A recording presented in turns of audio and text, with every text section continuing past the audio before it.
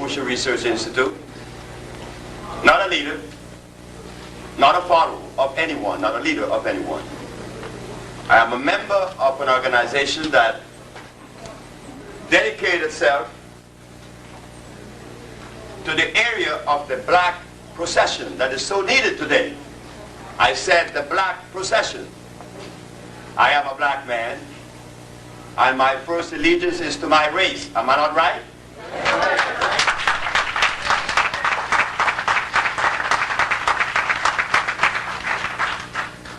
Chinese first allegiance is to himself and the Chinese race. The Caucasian to the Caucasian race. It's consistent. Nobody's wrong, nobody's right. We're consistent with the cosmic procession. The black man was placed in Africa, the Eskimos in Alaska, the Europeans in Europe, and we all had our duty to this planet, to the existence of this planet. But as for ourselves, I cannot talk for the Caucasian or the Chinese or the Eskimo.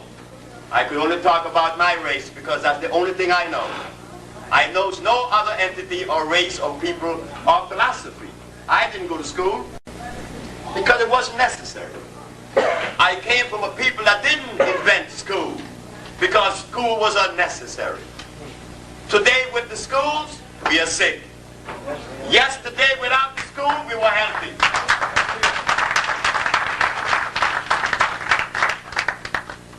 The first part of this journey that we will take, this tedious journey, is about explaining how we cure AIDS. It's not how Sebi cure AIDS. Am I your brother? Yes. So if Sebi or the Ocean Research Institute cure AIDS, who cure AIDS? The black race or Sebi? It is the black race. When the Chinaman does something in China, there isn't one single Chinese that is singled out to say, he is the man that did it. It's the Chinese people. When the Arab does certain things, the Arabs. When the Caucasian, the Caucasian. But with me, it is Sebi.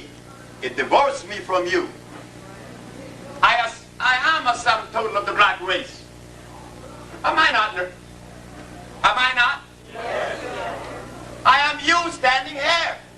So what is wrong? I am you. The part of you that you didn't know. Yes, you do. I am not here with something that you are unaware of or didn't know. I am here with something that you forgot. So as a black man, we will introduce to the world a black perspective to pathology and nutrition. We have had the Ayurvedic, which is Indian. It failed. We have had the allopathic, which is European. It failed. We have the microbiotic, where it recommends us to eat rice. Rice is starch, isn't it? Yeah. Starch is carbonic acid. It failed.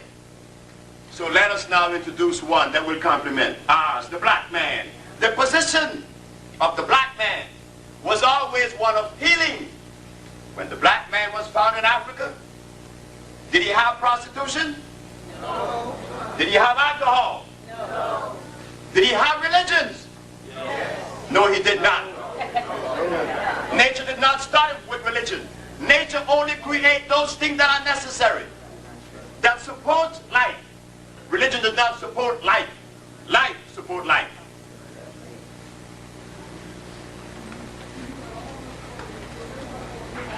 Did we wear clothes?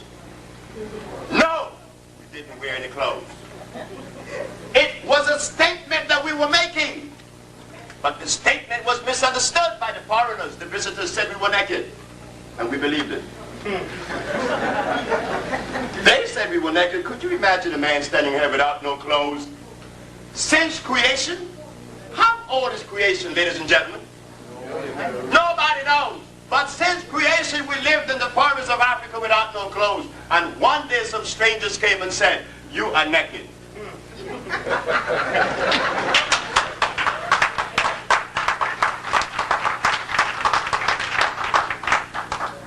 And because we, their children, have negated them and misinterpret our parents, we become like embarrassed because our parents lived in Africa without no clothes. Yes, they have no clothes.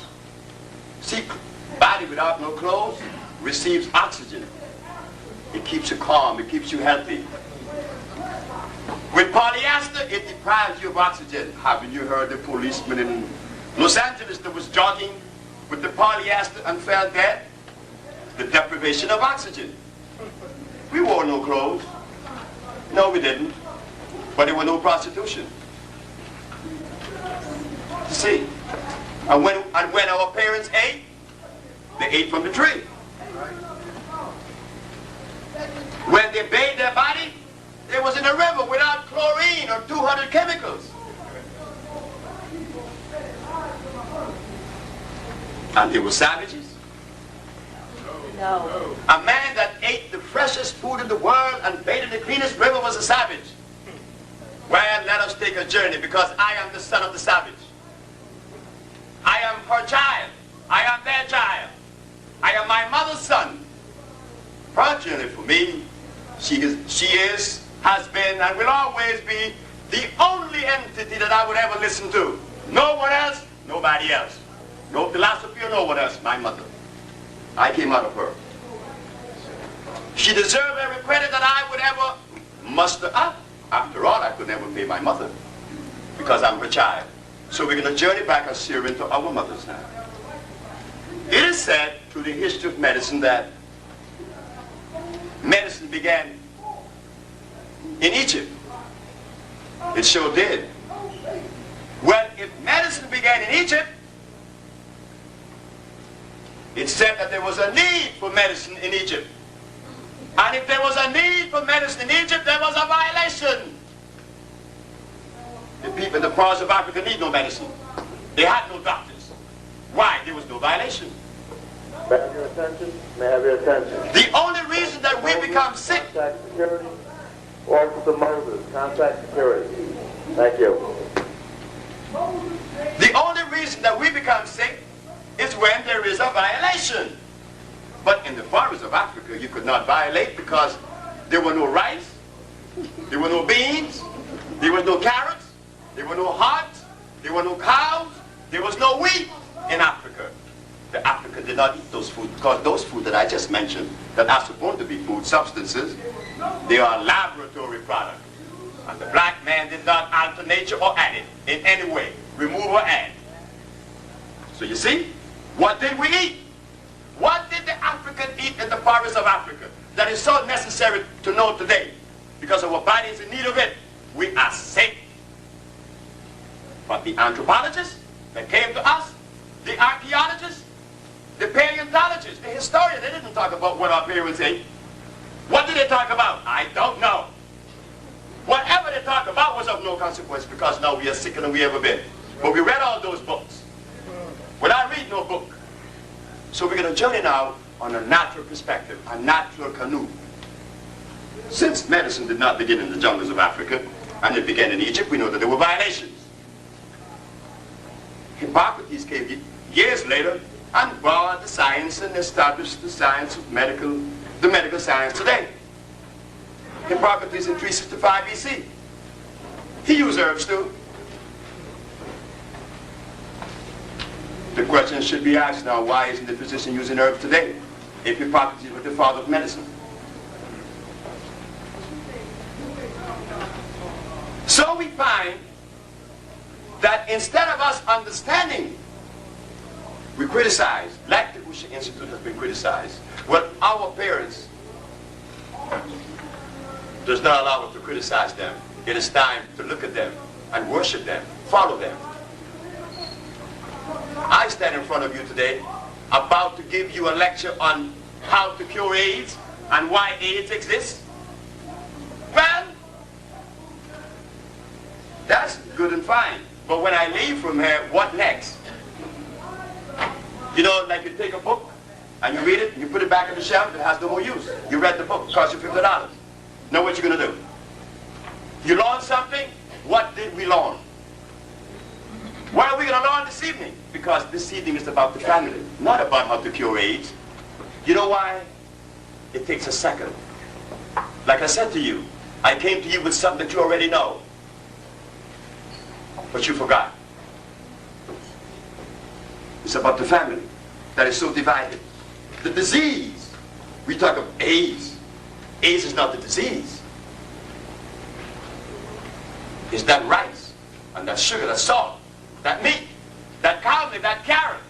The carrot that you guys jump on. I gave a lecture at the WNIB about carrots, and everybody said that I was crazy. But it is fine. It is good. Because the herbs have helped me to understand, to be somewhat patient. The herb teaches that. You see, the herb shows me that when people goes to sleep, some wakes up a little bit earlier than the others. That's natural. If 10 people go to sleep, not all close their eyes at the same time. And when they wake up, some wake up earlier than others. But the mistake that is being made with us today is that those of us that are yawning, we want to go and wake the other one that wants to wake up at 7 because we're up at 5. You see? You leave him sleep because sleep is necessary. It is through sleep that we regenerate energy. But we curse sleep. This is what we say about each other. Oh, you're dead. You're asleep. He's not dead. Yes, he's asleep. But why are you angry because he's asleep? Isn't sleep necessary? Are you awake? Yeah. Well, why don't you do the thing that people that are awake does? Do that. Because when he wake up and you talking trash, you're going to say, well, look, man, let me go back to sleep because you've been awake for years and haven't done anything.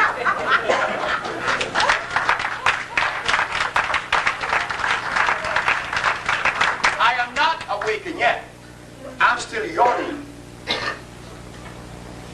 Because I was fortunate to find a perspective that came from our mother, through my mother, and through the help of many, many, many other people, much wiser than me because I'm not wise. Because you heard me say I didn't go to school. And to be wise, you have to go to school. Yes, you do. Because if it wasn't that way, then there would not be any schools, right?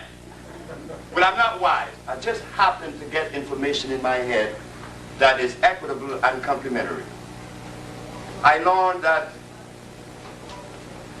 no one is wrong, and that there's no right, there's no wrong, there's no up, there's no down, there's no superior, no inferior. That doesn't exist. So now we're going to go back to AIDS, right? Because that's why you came. You came because of AIDS. Well, what's the difference with AIDS and pneumonia? What's the difference with AIDS and TB? There is no difference. I should know that. Remember, I was arrested and charged with practicing medicine without a license. You stood by and watched them arrest me. Because you were a little bit more asleep, you didn't get up and say, well, hold it, he's defending our mother. Let us go see how we could help this institute. But no, the institute, I especially was arrested and charged with practicing medicine without a license because I said what? I cure AIDS, blindness, diabetes, lupus, herpes, sickle cell. It sounds fantastic. It sounds gross. It sounds like it is impossible. Sure, it is impossible because we forgot our mother and we have been entertaining the Western medicine. Western medicine said that there's no cure for any disease. That's right. Didn't we believe it? They also told us that sickle cell is the result of God giving us sickle cell to fight malaria. You mean to tell me that God loves us that much?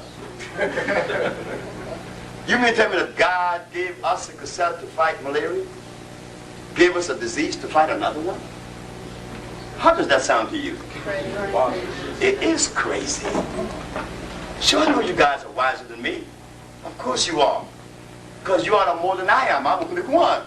And everything I got it from you because I didn't go to school.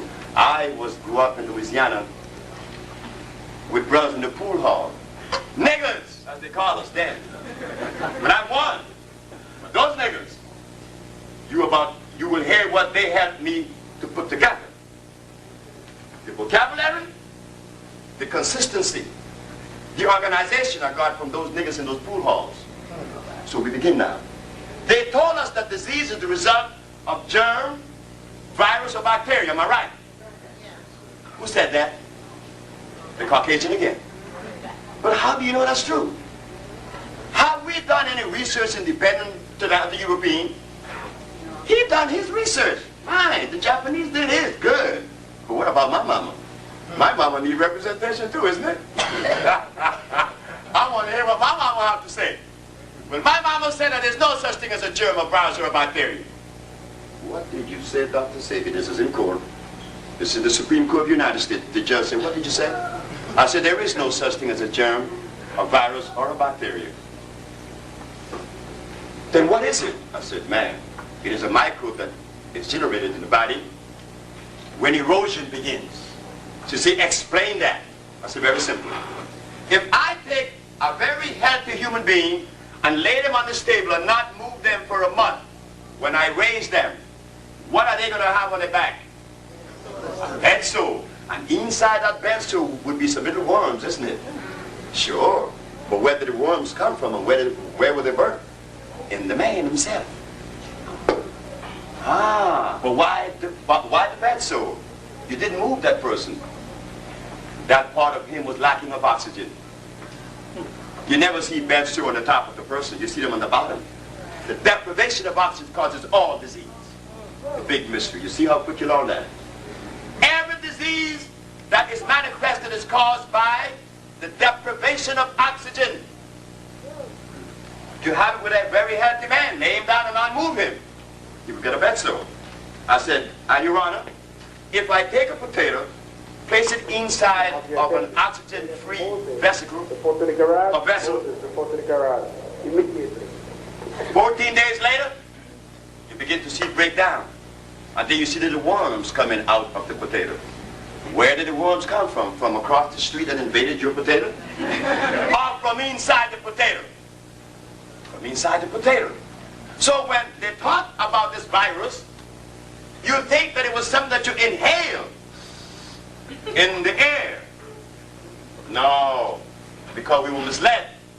The information that we all have had is sitting in our heads came from who? Who told us that carrots were good? Was it our mother? No. So when I say that carrots is no good, why should you get angry with me? You should be happy. But WNIB was not too happy. You see? They were angry. And all the health enthusiasts and the health promoters was offering us carrot juice for vitamin A. But there is nowhere in your body you have vitamin A to use that carrot. So therefore, assimilation is impossible.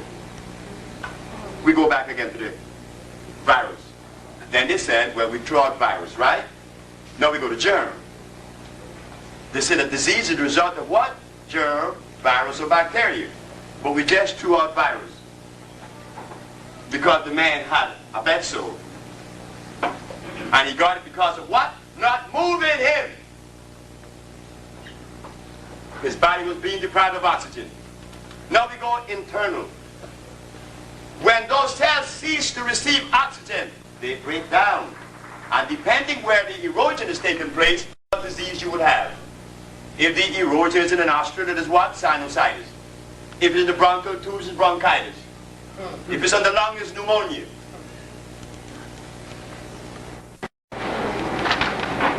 How about the germ and the bacteria? Remember what we said, that nature only creates those things that complement itself in support of life. How does a germ or a bacteria support life? They never existed. Everything in nature complements. Everything complements. A bacteria, a germ, or a virus simply does not exist. It is a manifestation that is caused by erosion. But the erosion is caused by mucus, and the mucus came from the food that you eat, the stuff that they told us to eat. After all, I've been 400 years since I had food. Been 400 years since we ate anything. Because remember, when they took us from Africa, did they bring our food with us? No. They gave us starch. They gave us meat. And if you didn't eat it, they bust your teeth out. They break your teeth out. Now here we are, children of those sick people, and then we spiritual. I mean, what that word means. Spiritual. In a state of confusion, in a state of ill health. If you're going to tell me, have the nerve to tell me you're spiritual. Behave yourself. Behave yourself. To be cosmically in tune is to only indulge in those things that complement you and us. Complement your body. Once you're in that state, you accomplish anything, because I want to be on the journey for how long? 26 years, and I'm curing AIDS. So imagine if we had stayed on the journey 400 years. Put that into a meaningful perspective. If I, who've been on the journey only 26 years, is able to cure AIDS, what would we do if we had stayed on the journey 400 years? And all I did was to start eating the garbage. Sometimes.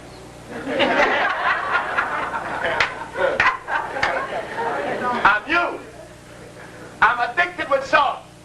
I'm addicted with sugar that came from Europe. Did not come out of Africa. Cane did not come out of Africa. Because cane is also a hybrid plant. It was made. It's a laboratory product. You see? African did not eat in the laboratory products. So it's so big mystery. So we go back to AIDS again. So what is AIDS? Mucus in the lungs. That's all it is. So don't get frightened. I should know. 2 men of them have been cured by us. But they negate us. The white man negate us. But that's right. He's supposed to, because I'm not white.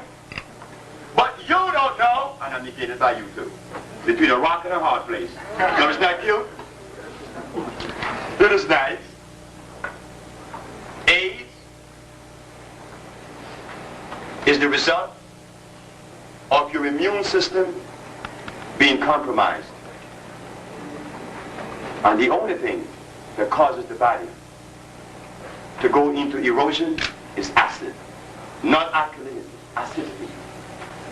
And for the body to be acid, one has to ingest foods that brings about that erosion, acid foods. That's all. It breaks down the immunological system, which is what? The lymphatic system, the blood, and the skin. That's all. So what do?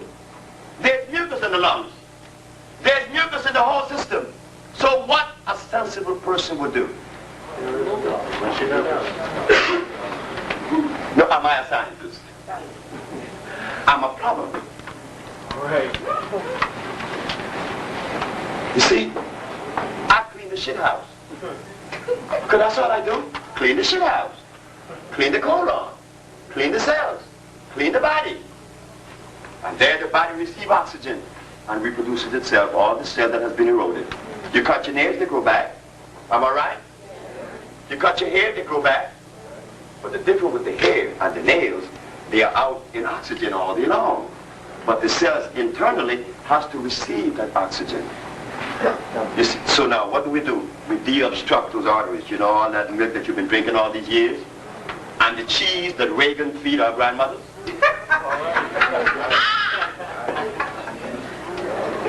You know, cheese.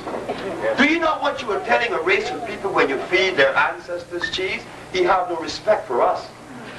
He has no respect for us when he feed our parents cheese. He's saying that we are too dumb to realize that he's poisoning our mothers and our grandmothers.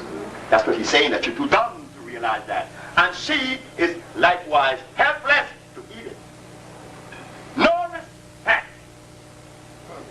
No respect. And then you tell me I'm arrogant. When I'm seeing the stare of the race,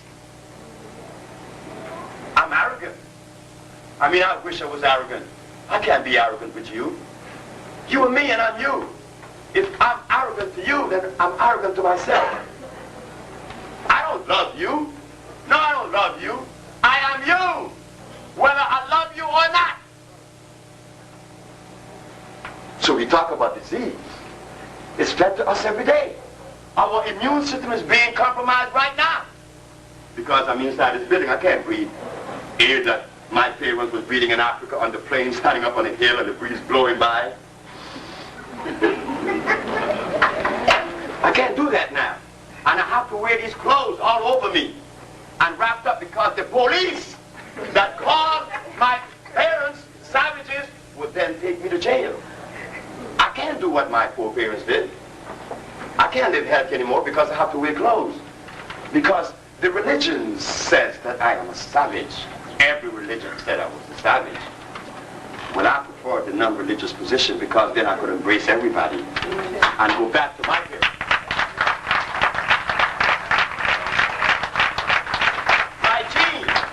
My gene has to be protected by the same code that coded it since creation. You mean to tell me that I'm a black man and live Chinese? Isn't that a slight violation? I am a black man and I'm gonna marry a white woman. That's another violation. Because her ovum and my sperm are not of the same electrical composition. So there is now.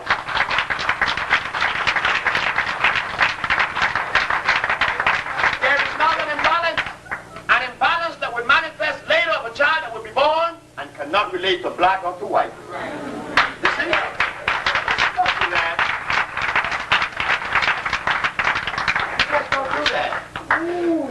That's a violation. You know, it's like taking a horse and a mule and a horse and a jackass and making a mule. A mule cannot reproduce itself. It's a hybrid product. So now I'm going to take my black sperm and unite that with a white ovum. No. A white ovum needs a white sperm. Incompatible. So when I meet a white man, hey, I respect him. I respect a Chinese. I respect an Eskimo. But now, am I not deserving of respect on the same equal basis? Am I supposed to hate the Chinese, the white, or the Arab? If I hate anyone, then who is uncosmic? I would be. No, but don't ask me to live white or Chinese because no, you're violating me.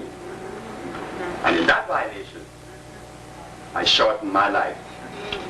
So in AIDS, what we do? AIDS? What about sickle cell? What's the difference with AIDS and sickle cell? You die from both. So with AIDS, like any other disease, we give you the same compound. To cleanse yourselves, to rebuild yourselves, to give you energy. Not to rebuild yourselves, to give you energy. That your body will regenerate and cure and heal itself. It does heal itself. But you have to create the environment that would allow the body to heal itself. That's all. So we make the compounds already. The government of Uganda has asked me to come to Uganda. I feel very good that the son of Uganda, myself, a child was taken away 400 years ago by force, is going back home to heal our people. Maybe if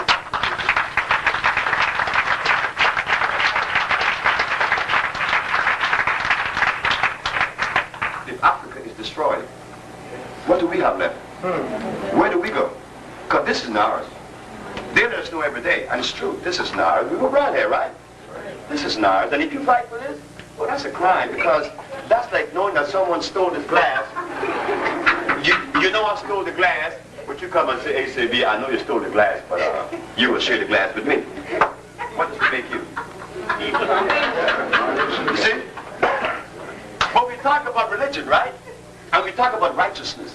We talk about God. We just go back to God now. Who created the herbs? The Bible says that the herbs are for the healing of the nations. Am I right? Yes. Am I making this up? No. So what happened with the preacher when he gets sick? What is he saying about God? Don't give a damn about God, he's saying. I know for a fact he's saying that. You know why? I had a brother just died last year. Many of you in this audience knew my brother. My brother was Pastor Gate in Honduras. I said, but Pastor Gate, the book of Genesis, the book of Ezekiel, the book of Revelation said that the herbs are for the healing of the nation and the fruits are for food. And why eat this flesh, this pork? He said, you know, you were always strange. See, I know that. Very few of my friends accept me in their group because I was always strange. But in my strange world, there is consistency, and there is logic, and there is love. Most of all, I love to give. It's difficult for me to receive from you. The Usha family that makes up a group of people now that has been healed or been healed, we have a family. We have a family.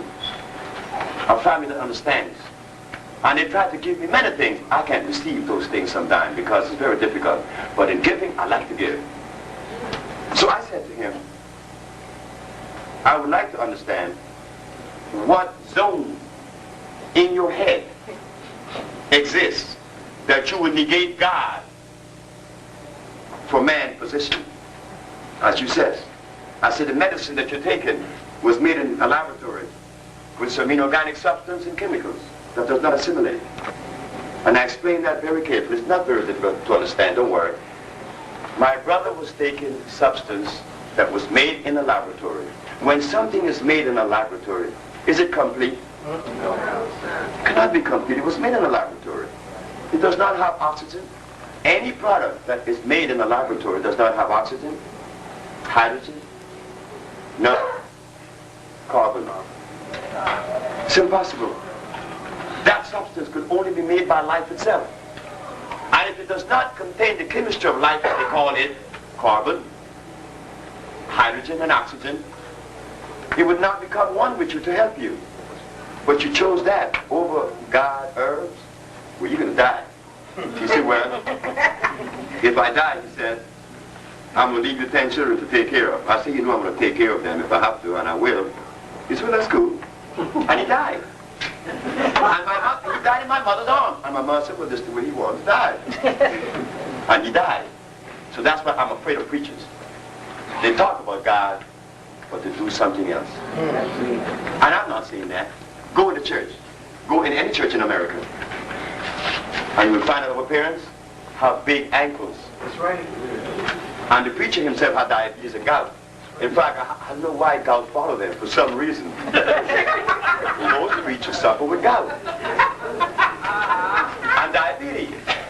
I think it's too much chicken that he's eating. And you know that God did not make that chicken. So don't get frightened. Don't get frightened. Because there's too much to this lecture that needs to be brought out that we would not have enough time, but I hope that we would share another moment together that we could hash these things out. I'm not lecturing to you. I bring a message that came from you. I'm not lecturing to you. I'm bringing a message that came from you that you forgot. But some way, you know, nature always preserves that one little thing to manifest again, to continue that procession, that chronology. I am black. I have, nature will preserve that blackness, whether Sebi wanted or not, because Sebi didn't want to be a healer. Sebi was too nice and quietly smoking his cocaine and snorting it. You know, yes, he was in Los Angeles. And I didn't healing what? Who? I mean, I want to be John Coltrane. I bought a flute and I bought a soprano. Couldn't blow a note, but I want to be John Coltrane. I want to be Coltrane. I love Coltrane. And I tried like my endeavor best, and I even had the opportunity to meet Coltrane many, many times. What? I didn't become a musician, but I fought like hell to be a musician. And I fought against being a healer. I put up a good fight, but I lost. Here I am standing in front of you now, talking about biochemistry. Now, in order for us to heal the body, I learned that you have to cleanse the body. And you have to feed the body those minerals that are made up, that makes up the body. That's all. Cleanse the body and feed the body the minerals that it's made up of. Calcium, magnesium, phosphorus, iron, and all the others. And then you'll find that a miracle happened. That's what they tell us, a miracle. Like Mildred Jones. Mildred Jones came to see us just 2 months ago, and she was in a breathing machine for 8 years with a long plastic cord. And she sat down at 12:30, I remember, because Artie was visiting me and said, ha ha ha ha, eat that. I said, sit down and be quiet. And I asked the lady, I said, do you swallow? She said, yes, I could swallow. So I gave her a big glass just like this. And many of you here knows what I'm talking about. The product since Mildred Jones has been titled and named the Mostest. You know, like a little boy said the most? But it's so good. He said, it's the Mostest. Well, that's what my son called it, the Mostest, so I named it the Mostest. So I gave this lady some of the Mostest at 12:30. At 12:35, she relaxed. At 12:45, she took the oxygen out of her nose. At 1 o'clock, she was snoring. Am I a voodoo man? Am I a scientist? No. I just took some herbs that came from the same environment that the black man came from. The tropics. Remember, our electrical energy is higher than anyone else on the planet because it's different. That's why we have so much carbon. You see, to make electricity, and let me say this, it's very simple. I don't want y'all to think that these things are so impossible because I, who didn't go to school, could see them and work with them as a steam engineer on the ships. I saw these things. To create electricity, all you need is what? Carbon and copper. A copper wheel spinning and carbon rubbing against it, and it creates a resonance that produces electricity. That's all it is. The more copper or the more carbon, the higher the amount of electricity. And look at us. We're nothing but that. So when we use herbs from the temperate region, such as burdock, we're not getting, it does not get enough sunlight. It doesn't have enough energy. So we go to the tropics and get the herbs that are grown in the tropics. That grow in the tropics. And you find that, voila, Mildred Jones was sleeping at 1 o'clock. Miss Yassin Nader from Philadelphia called us Sunday before last because her son is in a coma with epilepsy and he had a tube in his stomach. A coma for 2 years. Gave him the stuff, but when I walked in the door, I saw death. I said, oh no, this boy's dead. But the voice inside said, shut up! I look at my daughter, I said, Wiwa, you think there's life in this boy? She said, mm-mm. But the boy said, shut up, and gave the stuff to the woman. Then the woman came out of the room and said, do you think he's going to live? I lied. I said, yes, he's going to live. That was not what I was feeling. And she put the stuff in the bag, and the stuff went straight into his stomach. She called 2 days later, he's up and talking.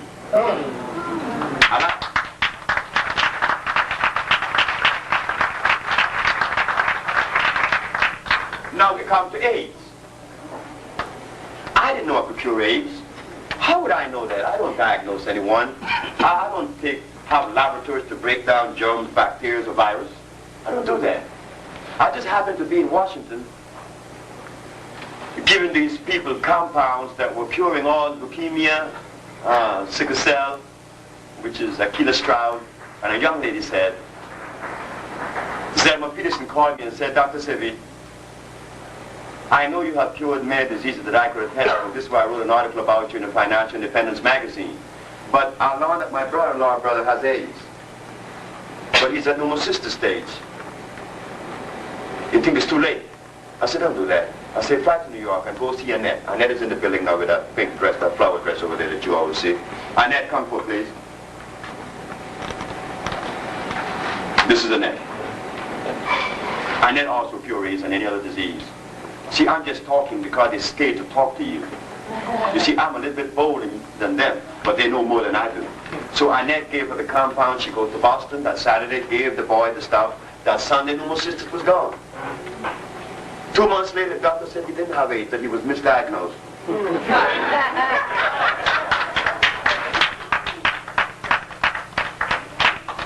But what did we do for him? We cleansed the mucus from his lungs. We cleansed the mucus from his bronchial tubes. Every disease, you could attest to that. Every time you're sick, you have a lot of mucus coming out of you. Sure, because you ate something that brought the mucus. You ate something that we were programmed to eat in the 400 years away from our mama. That's all disease is.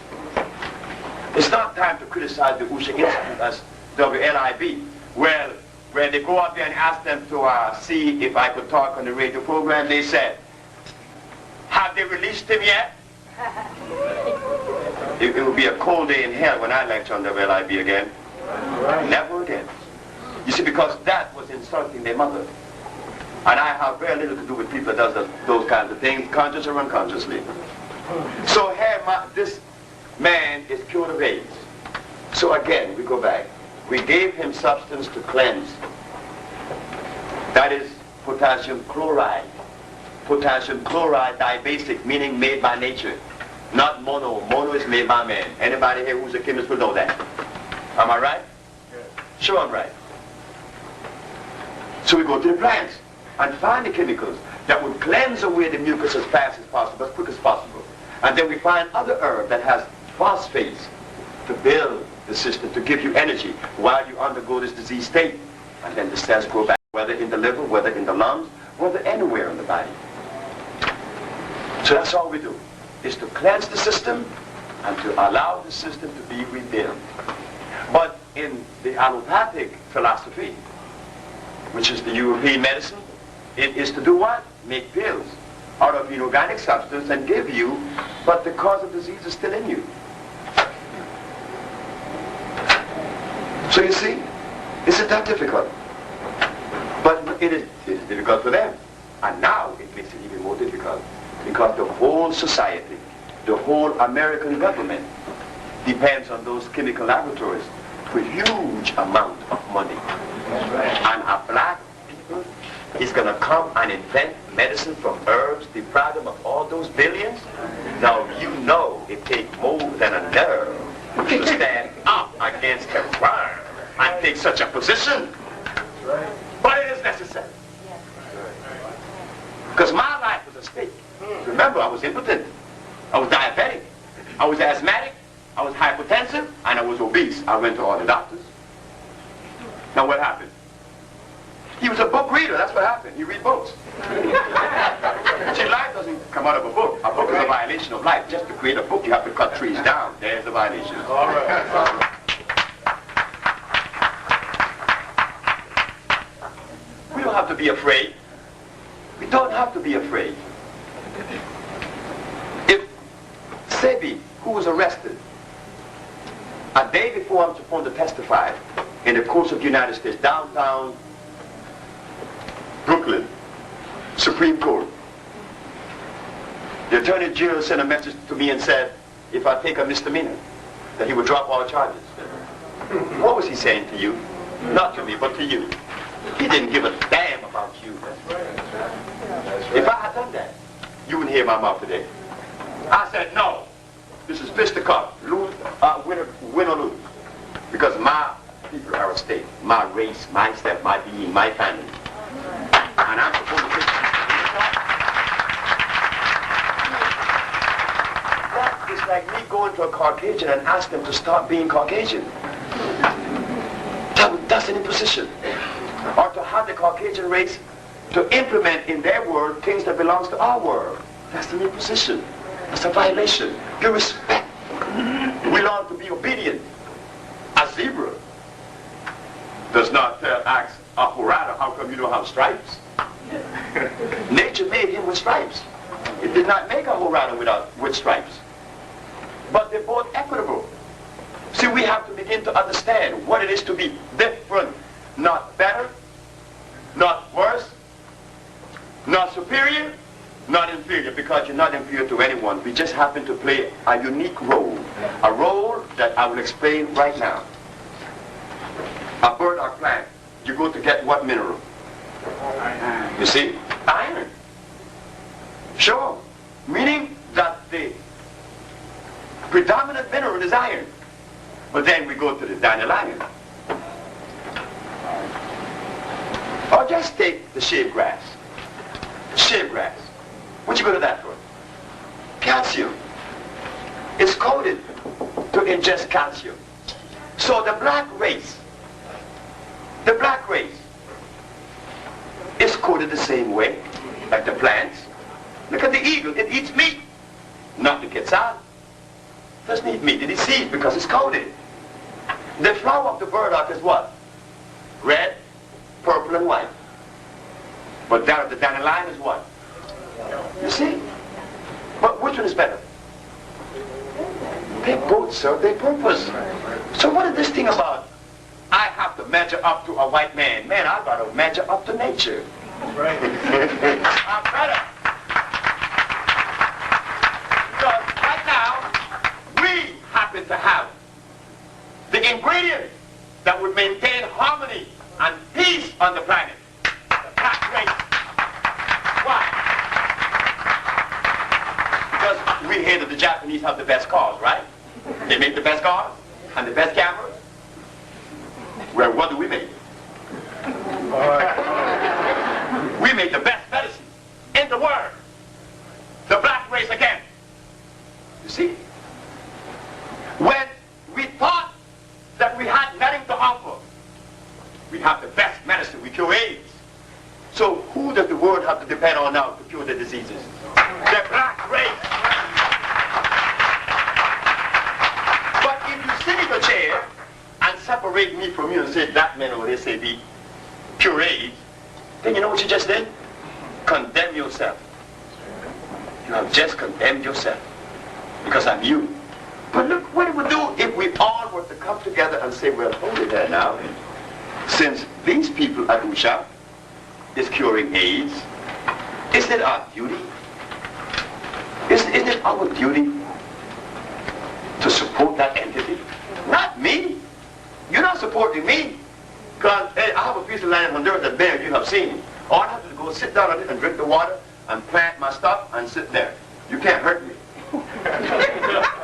But if you negate this entity today and walk up with criticisms, just remember that the criticism is not on us, it's on you. Because there are many people in this. I'm going to show you something. Annette told me one day of a lady here in Harlem that was very sick. And I went to see her somewhere in Harlem. She's in a bed, can't get up. I gave her the compounds. It took me $25 in the cab to get there, $25 back, or $20 back, which was 40. And my compound, she said to me, how much I owe you? I said, you owe me $250. She said, well, I'm on a fixed income. All I have is $5. I said, I know you're right, but I don't want your $5 because you need that $5 more than me. But how many of these ladies are in Harlem? All right. Are we going to render them useless like the Caucasian has done? All they need is life again, you know. And they need our service. Because the cheese and the chemicals are not going to help those people. Right. They are our responsibility. Those of us that are healthy, they are our responsibility. You understand? Because when we get old, we're going to need you too. Right. We're going to need each other. So how do we rectify this? So I didn't come here to talk about AIDS, because you see how quick we talk about it? You see how quick we talk about it? How do you cure AIDS?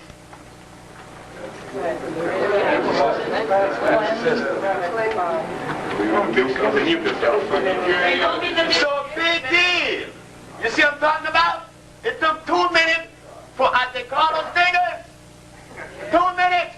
But NYU have libraries bigger than the building that I occupy and cure AIDS out of. Books on medicine that would, look, if you would fill this room. And it's still doing research, but in 2 minutes here, we, the son of those African people. African people. I hate to call them that, because I don't deal with that, but our parents from that continent, that they call Africa. Right. We are their children. So if with 400 years of eating meat, and eating cheese, and eating salt, we are able to cure AIDS after 400 years of violation? I mean, look, we have got to be some kind of monsters, isn't it? So we are doing that, the black race. So we have to get back on the business of taking care of ourselves the way we always have. We always did. Nobody could take care of us better than we can. Who could do that? Why would we even put that responsibility on someone else? Why would we even entertain that? I mean, that's a violation. Look at what you're doing. Look at what you are doing.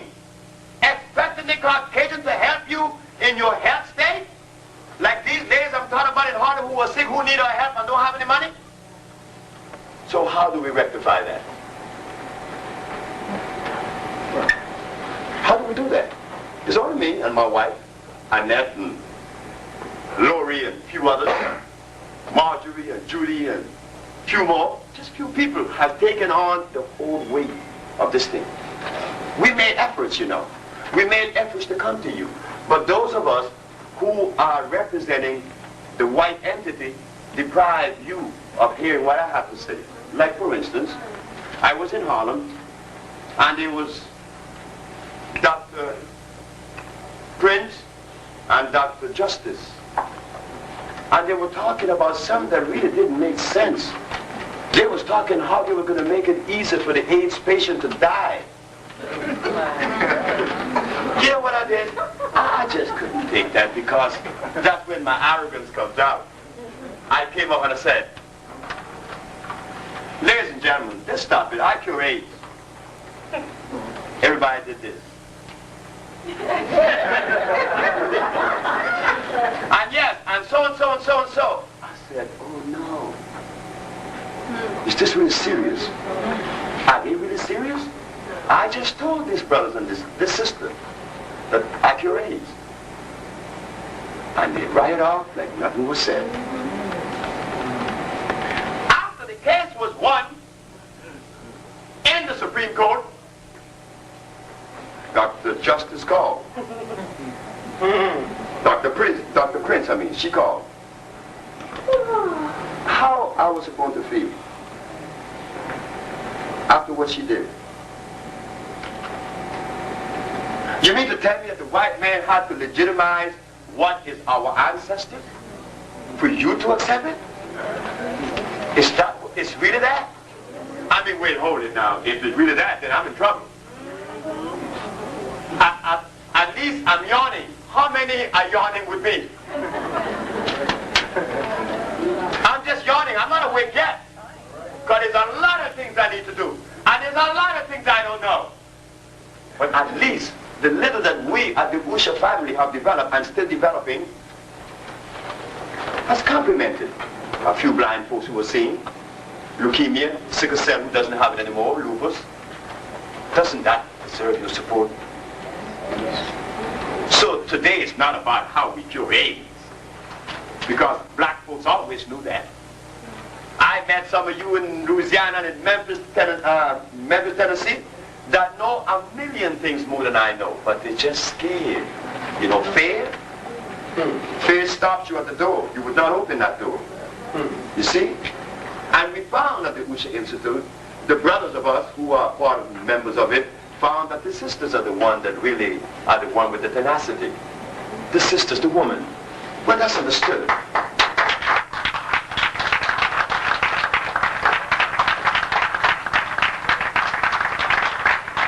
I am the only male that is in the operation of this institute. I am the only male. They make the stuff. They direct the institute. And since I'm talking, and I'm sick of talking, because after you talk, and you talk about talking, then what? You know, I never liked, look, I'm going to tell you the truth, and this is the God in heaven truth. I was never gravitated towards men like the war. Never. I would never deal with that. But men like George Washington Carver, yeah, that's the aspect. He was doing something. He wasn't talking about talking. Men like Booker T. Washington, men like Garvey, that's who I respect. They were doing something. About the other talkers and book readers, I mean, we had enough of that, right? I mean, I've been here for 35 years, and we have read all the books there is to read.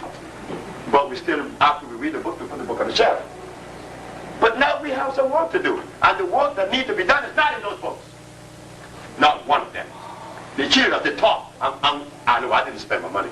Because like I said, I didn't go to school and I don't read books. See, it costs too much money to occupy myself and my time with this stuff that didn't make sense. I have to do something. We have to do something. We have to heal ourselves.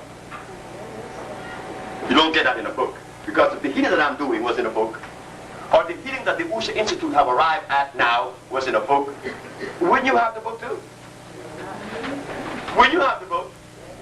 I mean, if it was in a book, I'd have to say, but go buy such and such a book. So it came out of what? A history, a people, a gene, not a book.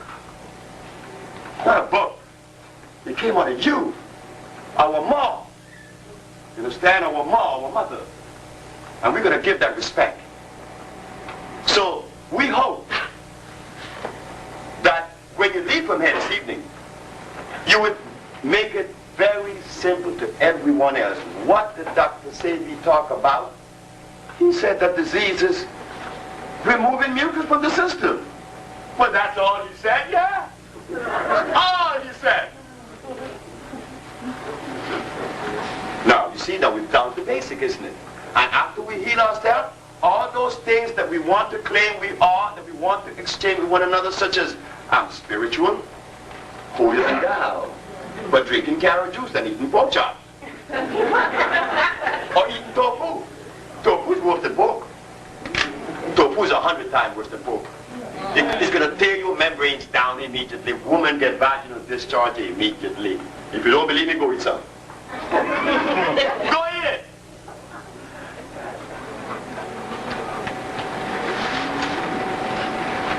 You see? We need you. We need you. And you need us. Like, you know how we felt when the African government of Uganda came and sit with us? I mean, that was like, wow. That is where you really feel your usefulness, isn't it? That you're useful to your family. You're not in the position of healing because it is something that you want to relish on. Because most people tell me that some people envy me. Well, I wish that I could find someone that I envy. In fact, I do envy a man. He's in St. Croix. He does know how to read and write, and he's very healthy. I wish that I didn't know how to read and write because it said that I was less impregnated, isn't it? I was less molested. This man does not know how to read and write. And he don't even, when he receives a letter, he gives it to someone. You want to read that for me? Tell me what it says. And he's not embarrassed. He's using you to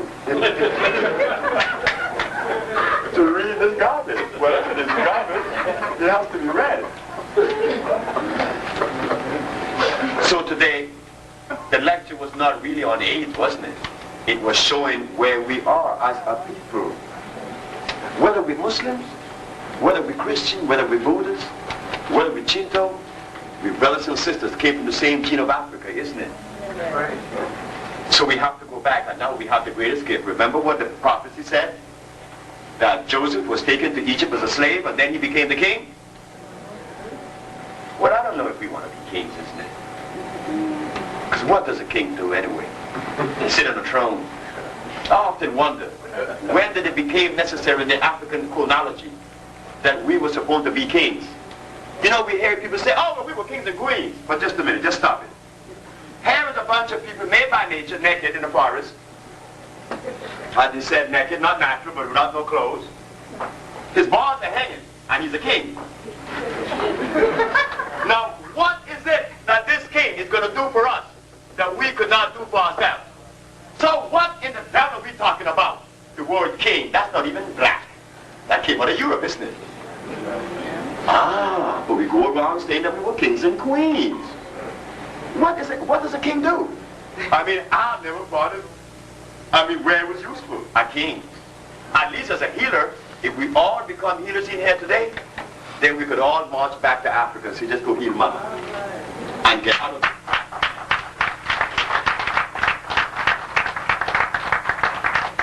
I recently was talked to by two sisters about a king from Ashanti that came. And they said that they wanted me to come and see the king. I said, you want me to leave my office to go see this king?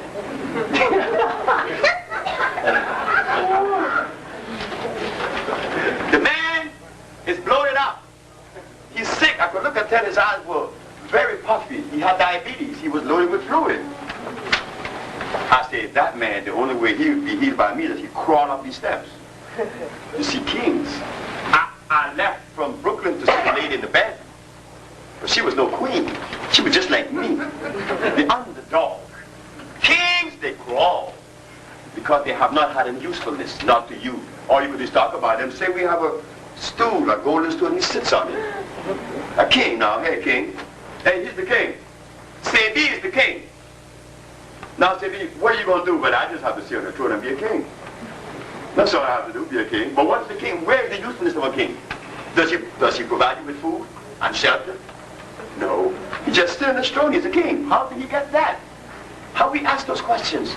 Just begin to ask those questions.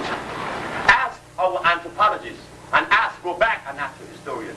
How come they didn't talk about the food that we were supposed to be eating? How come he talk about what they were doing? How does he know that? Black people in Africa wasn't doing anything but waking up and going to sleep. Because that's all was needed to be done. Wake up and go to sleep. Our body wasn't made to work.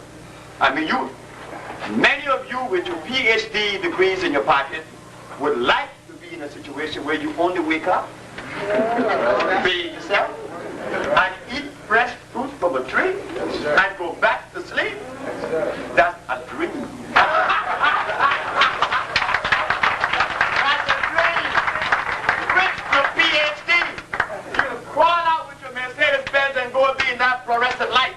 And you're going to drink out of the plastic bottle. And you're going to be suited down where your neck is bleeding only your face. And this is supposed to be what? An advancement from that position? But look at the state of our bodies now. We all are sick on the body. We do not have even the capacity to love. That only comes with health. When we are healthy, now we could embrace. Right? So we're going to heal each other's now. Today was about healing, not with herbs alone, because healing is encompassing everything about the individual. I mean, we need love. We need all the love that we could muster up. I know how nice it is because I make myself available for it. Because it's nice. It's nice to be loved. Well, if it is nice to be loved, how do you think the other person feels? Why not give him that? It makes you feel good. Maybe one day when you give him a little bit now, he may come back and return that to you tomorrow. But again, to be in the state of wanting to love or having the capacity to love, we have to be healthy. So, to begin with, as black people, we have to abstain from the food that we have been conditioned to eat. Stop as much of it right now. I was the recipient of some that you were not. I ate cassava. Some of the African people eat. Your American brothers and sisters who were born here don't know what cassava is. No, you don't know. It has arsenic. It's very starchy. It would affect your brain immediately. When I was a child, 15, I had very violent headaches. It meant that a tumor was growing in my head. And when I began to cleanse, I felt the same headache telling me it was leaving. All of us have that tumor. Every black person in this room has that tumor, if you have not cleansed. Don't even be scared. Because the truth, you have a tumor in your brain, and they were quite aware of it. This is what prevented us from coming together. This is what prevented us from supporting Usha. I mean, Usha did not come to do something that wasn't needed. Usha is curing AIDS, diabetes, and lupus, and blindness, and all the other diseases. Isn't that what we need? Yeah. Isn't that what we need to see our grandmothers healthy and strong again? Yeah. So what prevents the community from embracing and helping Usha? What? That tumor. Yeah. That tumor. That tumor. Where Annette and I went to New Orleans, and these white people treat us with royalty. Like royalty, I mean. They recognized what we had because they saw him in the Tony Brown Journal. But in New York, I used to get stones thrown at me. But I understood. Not because the Caucasian people give me that particular privilege and that kind of environment. I am still the son of Africa. And they come first. But I have to wait a little bit longer because, like I said, if 10 men go to sleep, and one wakes up at 5 in the morning, and the others are still sleeping, the best he could do is wait for those to wake up. Because if he tries to go and wake this one up over here, What's wrong with you? I'm still asleep, can't you see? So we cannot curse him because he's asleep. So we just have to unite all of us that are yawning, come together and begin the process of helping those that are still asleep. That is our duty.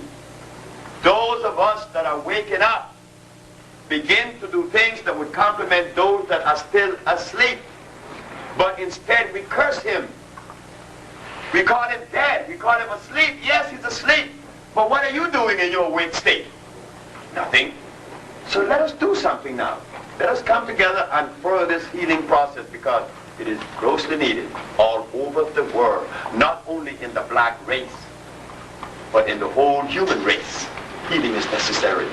And we have that responsibility because we know that they don't know what they're doing. You know how old medicine been here? How long? It's been here for 253 years. They're not curing AIDS or sickle cell or diabetes. No, they're not. So what are they saying to us? They just can't do it. So now that your brothers and your sisters, that Usha is doing it, is it time for criticism? No, you can criticize us, I said. But what help would that be? We have no help. We have proven to the courts. We have proven to you in the community. All of you who have sent people to the Usha family, they all said what? That's right. That they did good. And they will do good. The Uganda government came and took some compounds and took it to a lady that had AIDS. And they came back and said, it's a miracle. It's a miracle. Dr. Sebi, she's up and she was out. She was waiting to die. And she's up and she's talking on the telephone and she's doing everything. She's going to the bathroom by herself. And she's doing that.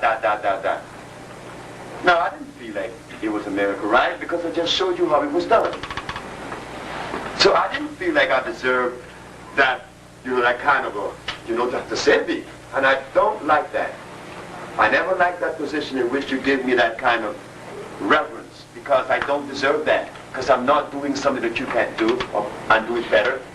It's just that it has been removed from us so long that when it happens, then you want to give that person all kind of credit and then you throw them off the rhythm. Because now that person, if careless, becomes what? Swell-headed. Well, this is what happened. The reason why it is difficult for me to become swell-headed, because see, I like to walk bare feet, and I like to go in the river and bathe. I like to laugh. I like to scream. See, I like those things. Those things makes me happy. And I told the family of Usha at the ending of this year, I would divorce myself totally from being in front of you talking, because I don't like this. It's an imposition on you. It is. It's really an imposition on you for your brother to come and talk to you. Then what is saying about you? Where's your head? That your brother know it about you when he's you. No, it's an imposition. So let us all rise together. Not the Usha family alone. No. So don't come here waiting for a big surprise. Oh, we're going to hear how AIDS is cured from a biochemical or chemical perspective. No. It's all garbage. The judge said to me when I was talking about how we cure AIDS at Usha, she said, Dr. Sebi, you make it sound so simple. I said, but man, everything is simple. Everything is simple. Those things that are of consequence, they are very simple. They're very easy. So see, I never heard this before. I say, I know that. Because the African people has not stepped in to world society and represent themselves as far as pathology and nutrition is concerned. But now, here it is. The African bio-mineral balance is in the archives of the United States.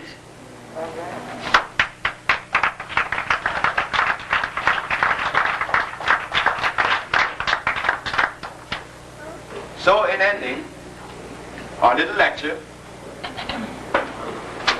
I want to say to you that I more than appreciate all these faces I see here.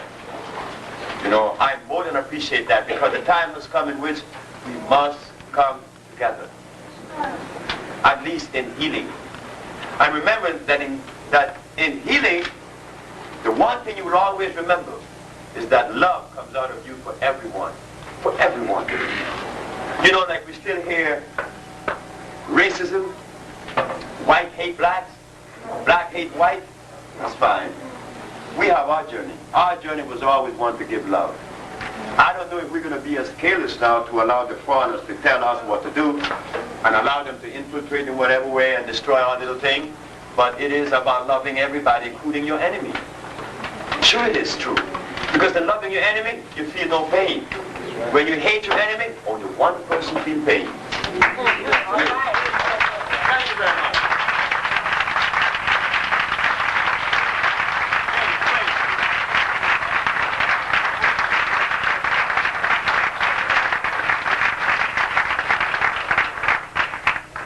At the ending of every talk, there's always the better part of the lecture. The question and answer. Please, don't reserve your question. Feel free to ask whatever question you want to ask, because this evening it is family, isn't it? And aren't we supposed to hash out those things that need to be hashed this evening? Are we going to leave from here with the same empty-headedness that we left in other lectures? No, we're going to do something now. We may even devise a way in which we could see how we could collect $1, just $1. I'm going to show you all something very simple. $1. Suppose all of us in America gave $1 to the Usher family. You know how many dollars that is? That's about $40 million, isn't it? I mean, behave yourself. $40 million? It may be even more than that, isn't it? So let us say $40 million. Just say $75 million, $60 million. Just say $50 million. And we use $5 million to buy a building, or 2 or 3 of them in various big cities. That's only $20 million. And the other $20 million we invest in entities that would provide the herbs that we could heal everybody in our community. You see, just how much did it cost each brother? $1. Just $1. I mean, I wish I was Reverend Ike on you one day alone. I wish I could be like the Pope, just one day, to take your money.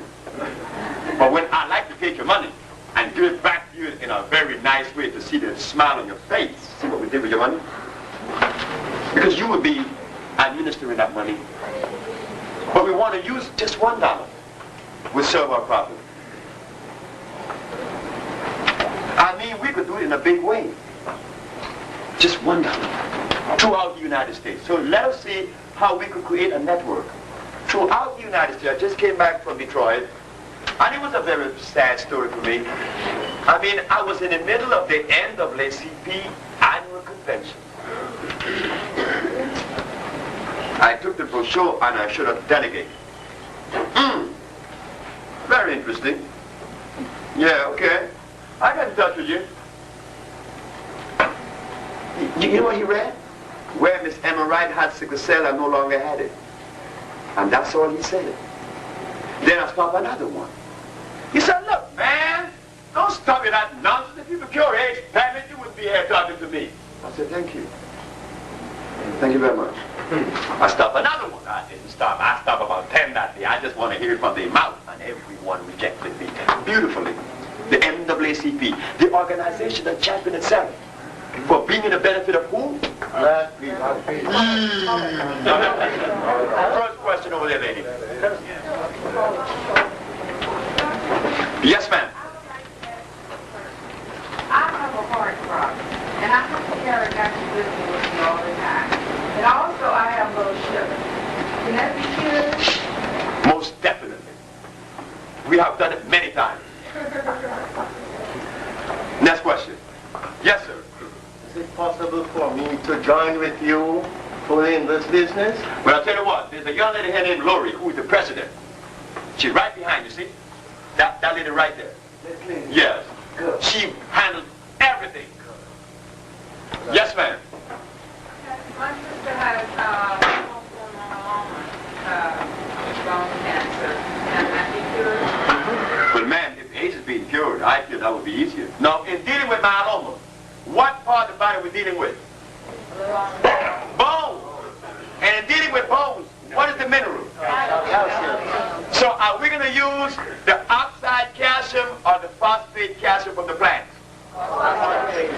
You see see how smart we are? We already became doctors in 5 seconds. Yes, yes, then I'm coming to you. Oh, yes. I'd like for you to explain or tell us what you are.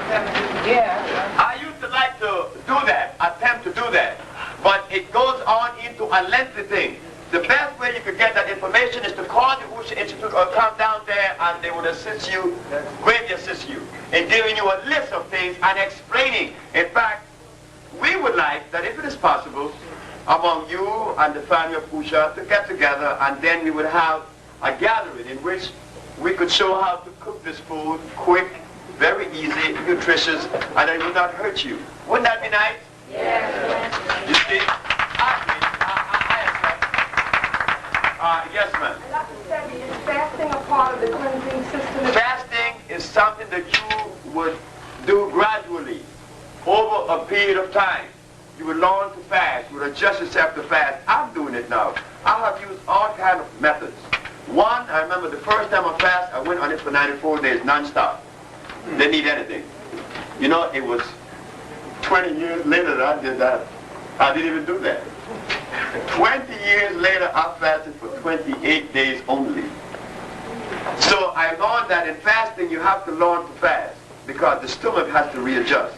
If you fast suddenly and your stomach shrinks, the conditioning of your head will say, I got to fill this thing back up because it's still empty. But if you fast one day and eat another, fast one day and eat another, and take that for about 7 days, and then next month, you say, well, I'm going to fast for 2 days, I need 2 days. And then you go gradually. And then your stomach have a chance to be shrinking on you, slowly. And once it's shrunk, then the desire for food becomes minimal. I just talked to Mr. Lee. I was in trouble in Detroit this trip because month before last I was in Detroit, where Martha Jean the Queen, how many of you know of that woman? Martha Jean the Queen, you know of her? She's a woman that is in Detroit that takes me there every month to see hundreds of people. And this one man impressed me very much, Mr. Lee. Oh, Mr. Lee is 87. Mr. Lee is about 6 feet tall and he's slim.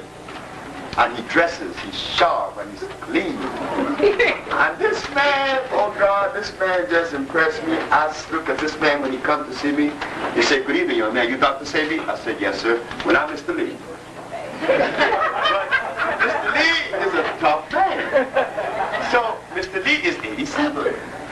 And he doesn't wear glasses, and he can read and write very nice. Mr. Lee said to me, well, young man, you know, I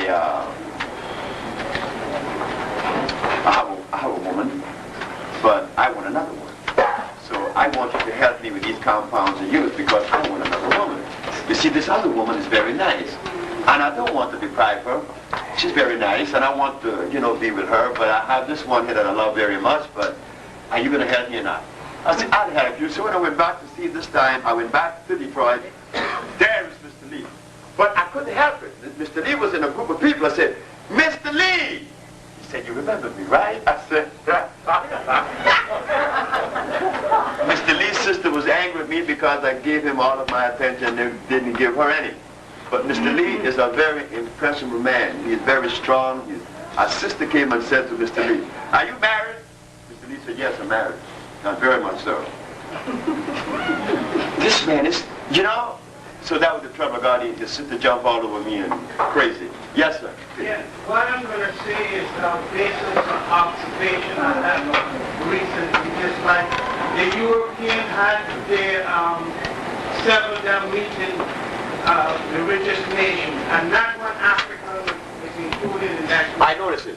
Yeah, so what I want you to do is address the answer to some of us who might don't understand what's going on, because like here we try to get together and then some of us bring in somebody else who don't like us to get into what we are dealing with. But there is no reason why a Japanese or a white man shouldn't be here.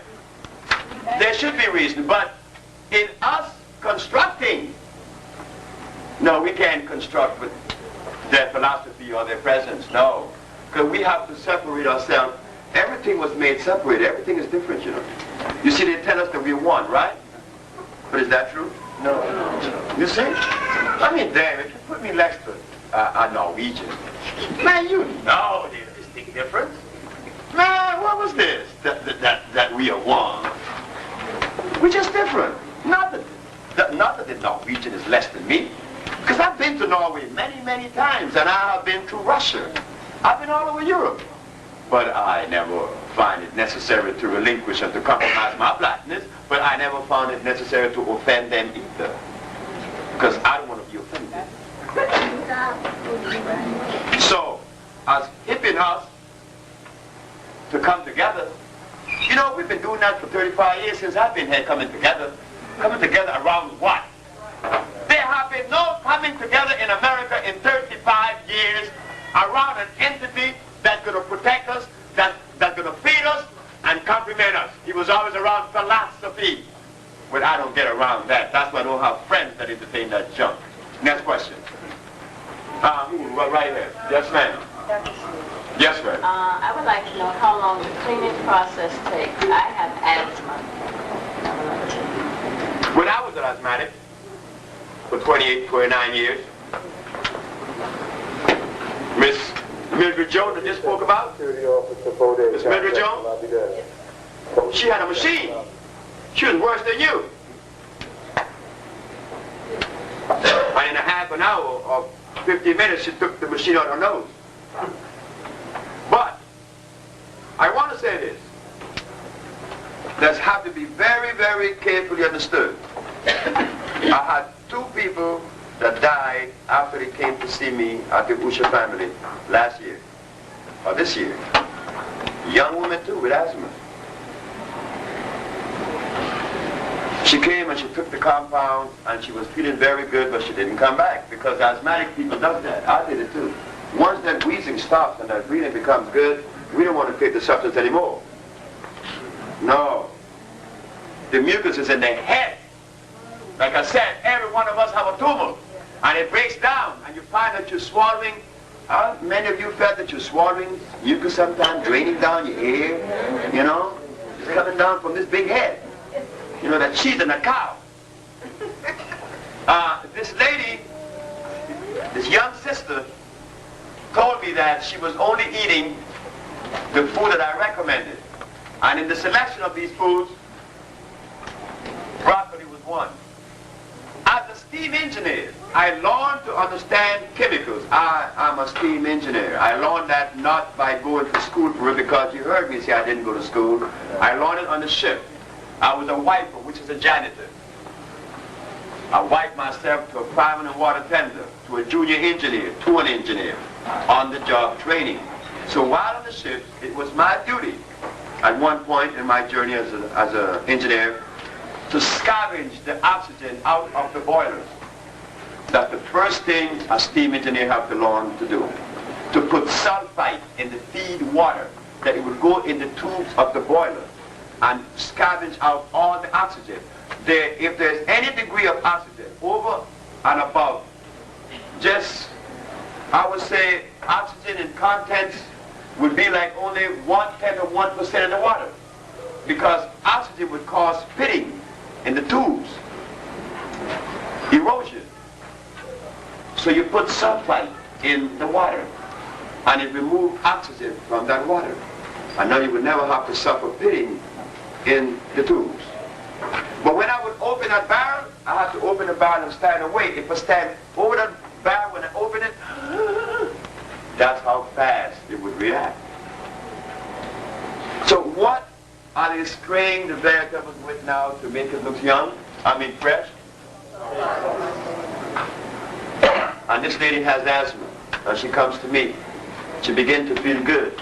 But I recommend that she eat only green things, and she chooses the broccoli. And when she eats the broccoli, now she called me about 1 hour before that. This happened to me.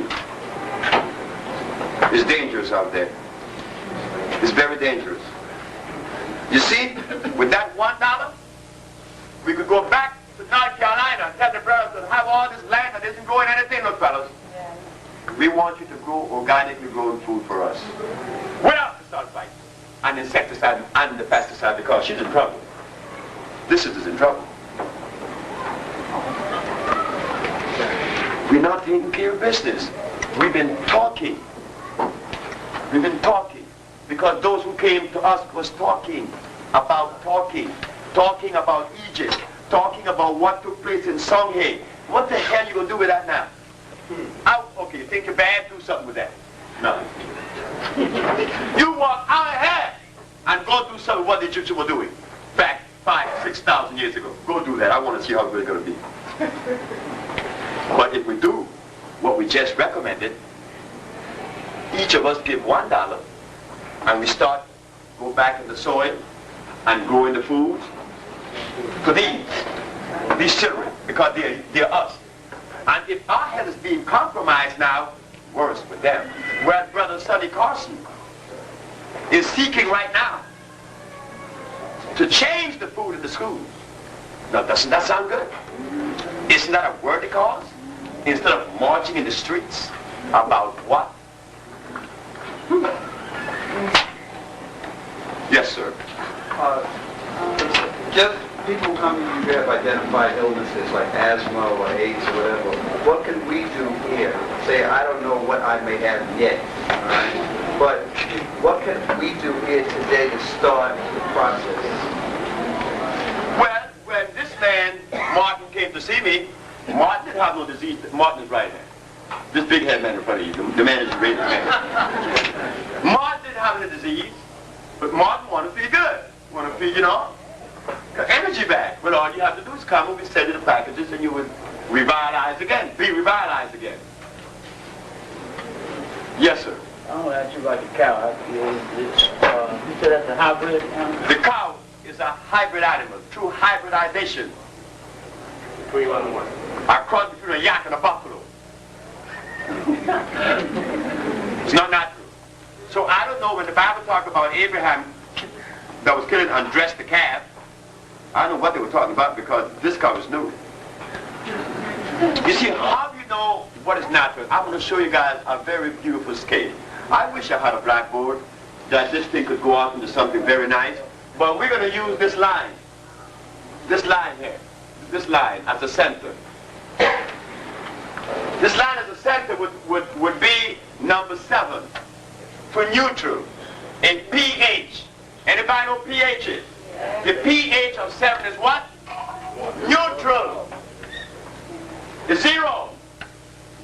Anything to our right, 7, 8, 9, 10, 11, 12, 13, 14 is alkaline. Anything to our left from 7 to 1 is acid. 7 is neutral. Where's the line? Right hand. Okay, now we're going to use that. Because we're wise. We don't need no blackboard. Our brain could penetrate, right?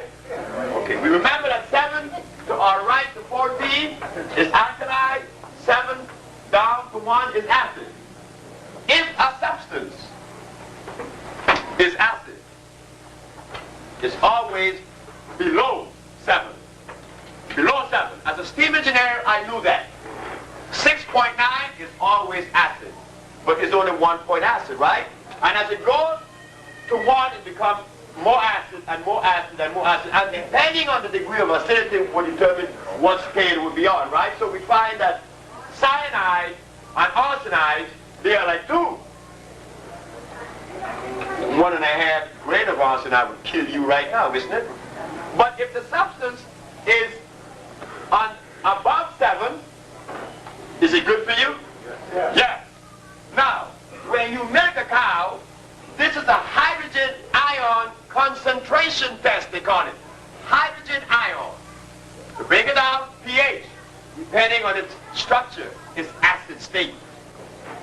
If the substance is alkali, if you milk a cow, the cow is 5.2 on the hydrogen scale, which means it would erode your cells, and that milk you're giving your baby, that bottle, is killing your baby with fever and nose running.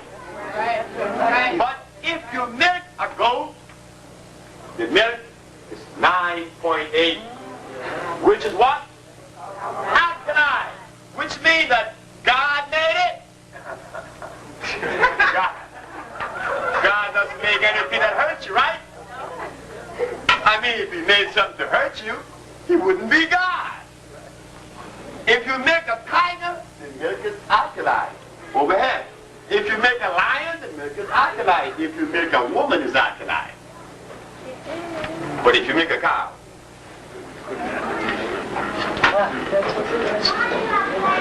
that's how you know. You could take a carrot and juice it and give it the litmus test. It's way over there on the acid side. But they help people claim it is. Well, a man is in the door right now named Lorenzo Pace. Lorenzo Pace came to see me when I was on Monroe Street. And he said, hey, look, man, I want to drink juice. And I got all this mucus.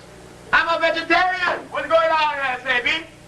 I said, Lorenzo, what kind of juice you drink? And he said, carrots, baby, carrots. Because the poor man was told by these nutritionists in Harlem that he should drink carrot juice. Mucus was coming out of Lorenzo like he never said. I said, stop it. There he is now, without the mucus. Can't go back and drink carrot juice. Yes, sir. What's the pH of blood? The pH of blood depends on the state of your body. But the pH of blood should always be no less than 10. That's right. Because the cells can't do nothing with something acid just by the word acid. Acid means what? To eat away on you. What you want that for? Yes, ma'am. Yes, the sister. I'm doing calamine and sour sauce. Is that good for you, bad? Psyllium husk. And what else you said? That's coming out of a volcano. They both are very harmful. Don't even deal that. Remember, to heal the body, maybe this is where I should, this lecture just begin to get good, right? To heal the body, we want to give it things that it is already composed of. And the body, definitely, is an alkaline state. The body itself is alkaline. And it is composed of what? Carbon base. Psyllium seed. Psyllium seed is acid, isn't it? It was made. You see? Anything that was made in a laboratory must necessarily be acid. Because men cannot titrate. Titration, that's the word. He cannot, in other words, may I have that umbrella?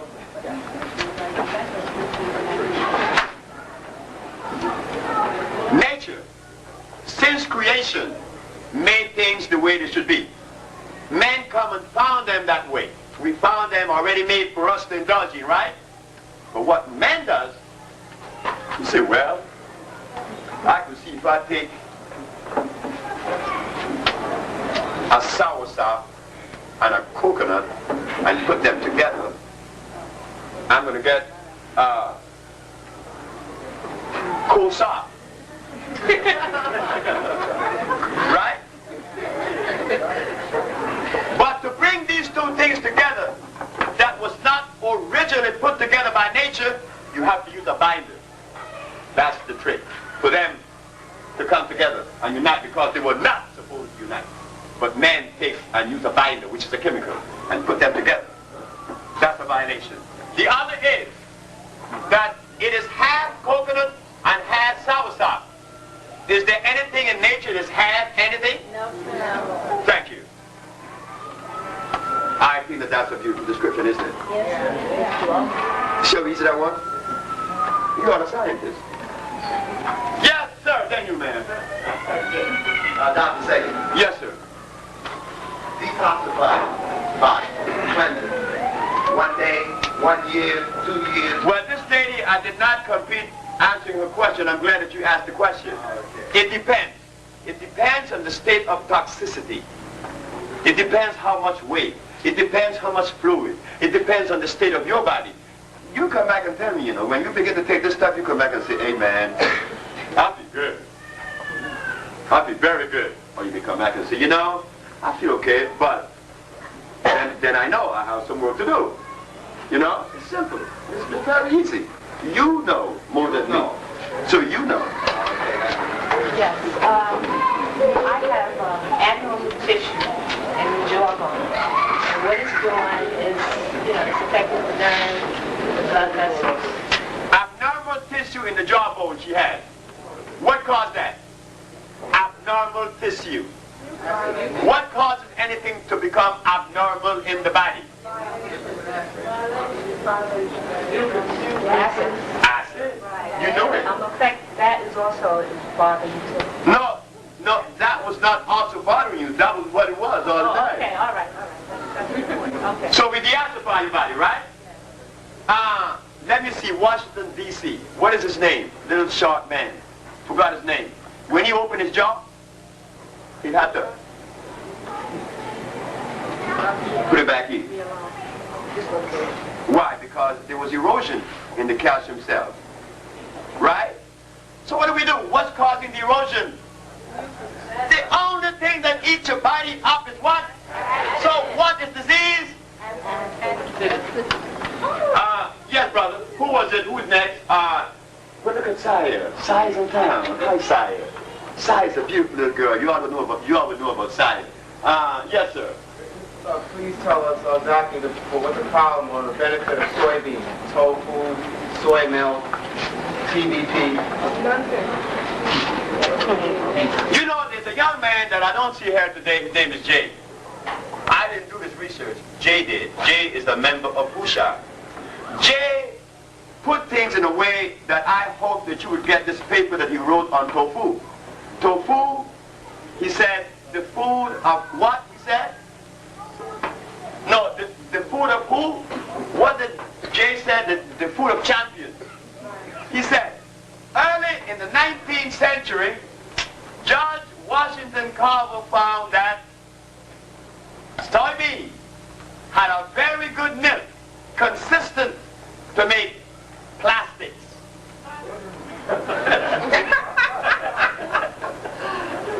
It was George Washington Carver that invented plastics. He made it from what? The milk of the soybean.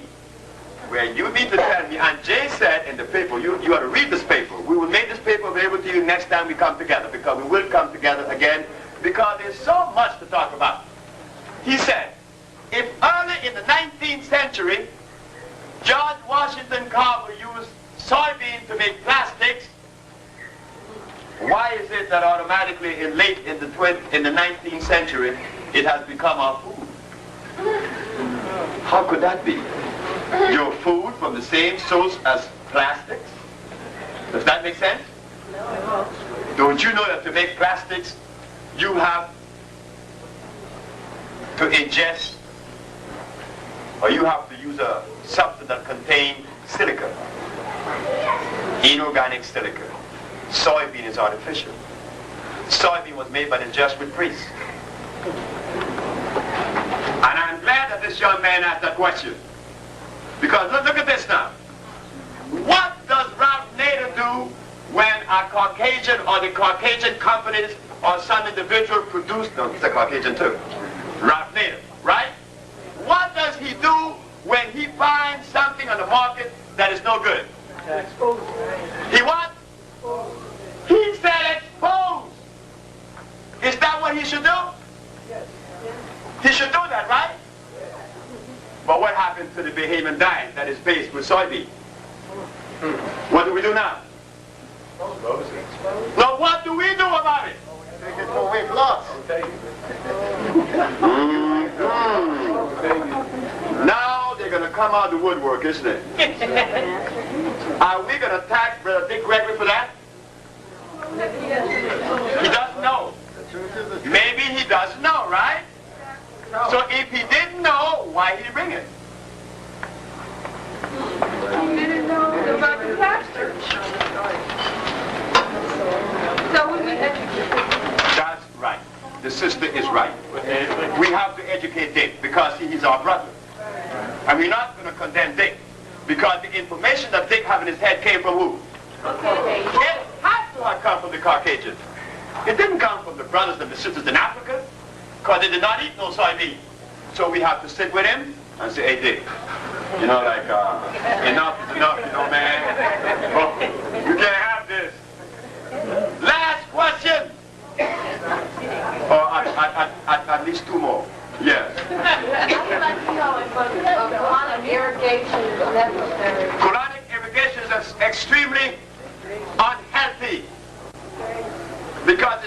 water against your sikkim. And at the point where, I wish I had a blackboard. I'm thinking what we do. I'll explain it now.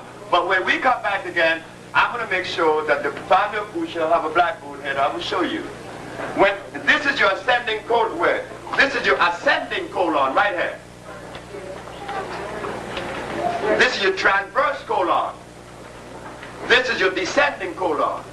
Things goes across very easy and down very easy. But to climb up, to crawl up is very difficult. Now I'm going to push water up here, down, across, down. Now there's no way out here. So aren't you having to impact things down here with that water 15 pounds per square inch pressure? Not only that, the obstruction is not in the colon. It's in the small intestines. Because the valve, the sikkim valve, only pushes things out. It doesn't admit things in, because that would be anatoxemia. So as this valve clogs, so the small intestines, and there goes your stomach.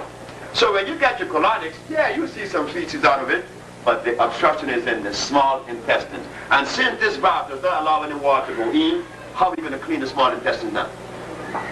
Where the putrefaction really sits. And not only that, when you take water and put it in a machine and then push that up someone's colon, isn't there life forms in this water already? And they will seed inside of you? Because if you had taken this water through your mouth and it had the life form, which it does, it would die in the mucous membrane or in the hydrochloric acid in the stomach. But now you bypass that because some German invented colonics. And some black person told us that because the Germans did it, it must be right. Ooh. Ooh. Yes, ma'am. Pantothenic acid.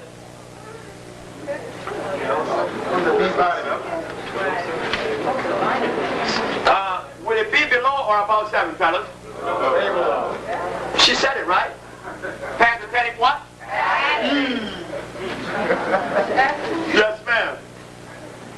If the elements that we require in food are tropical foods, is that to say that our diet should be mostly tropical foods? And if so, would that necessitate us living in a tropical climate, or would that necessitate us eating a lot of imported food? You see? You see what the sister just asked? It's the whole lecture. She asked, does it necessitate, since we are tropical, that the food would come from the tropics, or that we would have to live in the tropical region? What happened when you put a gorilla in Alaska?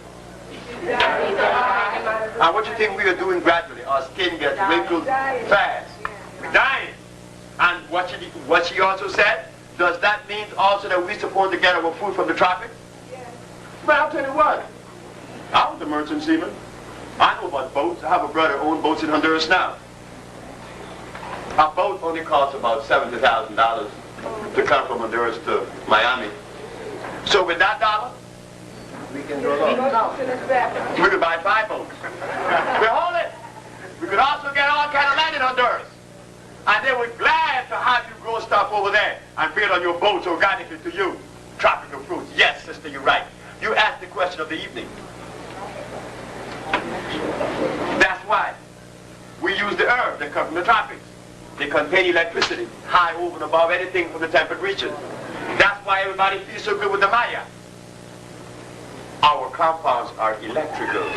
Food is electrical. You are electrical. I had the opportunity to receive electricity through my pores in Honduras as a very young boy, 16 years of age. I'm walking across Honduras. And this Indian named Inez that really knew the forest. He was my age, but he knew more about it than I did. He said, look, if we go across these mountains, it's going to cost a lot of labor going up and down, up and down, up and down. He said, look, you see this shoulder? They call it cordillera.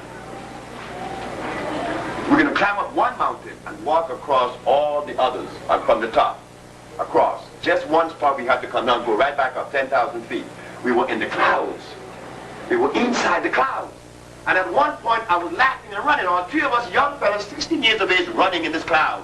Running, walking 3 days, sleeping only 1 day. But we had energy. And you know, it was until I became a healer that I saw why that Indian asked us to walk in the cloud. food is electrical, and life is electrical, where do you get the highest source of electricity on the planet from, naturally? From the clouds. The cloud produces more lightning on you, knock a building down. Well, if from those clouds come electricity and we are submerged in it, what do you think is happening to us? No stuff. Yes, ma'am. What in the body would make you reject or approve vegetables? The only thing that would allow you to reject any substance in your body would be acid. I have many people to come to me with that, Dr. Sebi, I can't even hold water down. And they were right. They could not hold water. They drink water, they puke it up. They had to. Why? A bed of acid in their stomach. Mucus. This aggravates it. Clean the mucus out, you drink tons of it, you eat anything then. Yes, sir. Yes, I have two questions. Yes, sir. First of all, does that mean that citrus and citrus fruits and all are not beneficial to the body? They are not as acid as starch. You see, in the acid something that was made by this man, some are more and some are less. Citrus is acid. I'm not going to sit here and deny that, because the natural orange is alkali. And I think Lori had a chance to see one in Honduras, natural orange. They call it civil orange. Any of you from the Caribbean know about civil orange? Yes, she knows, he knows. So you know, that's an orange that cures you. You could take civil orange and put it on your head, and mucus comes out of your nose that you never imagined. Civil orange. You see? It's not as sweet as the one you... So what I see we need to do, like the brothers are asking about things that come from the tropics that they do not know about, why don't we have an expedition ourselves? Because the Usha family goes to Honduras every year. The sister of Usha is now going to Mexico and to Chile. See, we do research to find the best herbs for you, that you could be healed quicker and faster and cheaper. So why can't we all as a family come together and make this thing a family thing? That instead of you asking those questions, you would know. You would know. Yes, sir. Yes. When you're dealing with, someone who is obviously in ill health, what system or method of diagnosis do you use to determine the correct manner of rejuvenating this person? Do we need to diagnose? No. Why? We cleanse those things. I never diagnosed anyone. I wouldn't even know how to do that. When you walk in my place and your ankles are swollen and you're hurting, I know it's acid. When the government of Uganda came to me and asked me to come and cure AIDS, I know what I have to do. Remove acid from the system. When the woman walked in with asthma and couldn't breathe, I know it was mucus acid. When the man came with gout, I knew it was acid. And incidentally, about gout, I always find that men, I know I didn't have gout, but I was impotent. I had diabetes. But I find that every male that has gout is impotent, because the level of acidity has also invaded the prostate gland. And here comes, this is my last one. I just can't, I have to go on. No. But Flores Archies from Puerto Rico came to me, and he had gout. He said, could you cure my gout? I said, sure. But then came a woman named Miss Sylvester, and she was wearing a cane. She had a cane, And then came another one named Miss Margaret Allen. She was shaking, and she touched me. She said, oh, you have a beard, Dr. Sebi. Yes, I have a beard. She was blind. Delirium tremens. She was shaking, right? And high blood pressure and cellulite. So when they were leaving, they all had the same bottles. But the Puerto Rican took it upon himself to ask me about it. And he was right. He said, Dr. Sebi, I think you're making an obvious mistake. I said, why is that? He said, because I don't have diabetes. I don't have arthritis like Miss Sylvester. I'm not blind like Miss Allen. And you give us the same medicine. I have gout. So this has got to be out. I said, from a European perspective it is. But from a black one, very much consistent. I said, but instead of me arguing with you, this is what I'm going to do. Take this stuff. If it doesn't work, then give your money back in 2 weeks. He left. Everybody left. When he came back 2 weeks later, he came back with shoes on. And his wife. But she was the slick one, like the wives. Usually are. Always are. The wife came and said, tell him how you feel. I said, well, I said, ma'am, Florence doesn't have to tell me how he feels because she has shoes on. She said, yes, I feel good. You're right. Tell the man the rest. He said, well, I'm having sex now. You know, it's been 4 years, but I'm having sex now. I said, okay. So, did I give him something for sex? Is there any medicine in the world that stands for gout? Is there any herbs in the world that says this is for gout? So, what the herb did? As it cleansed the acid from his stove, it cleansed the acid from his prostate gland that was preventing him from having sex. Is that so difficult? Thank you very much.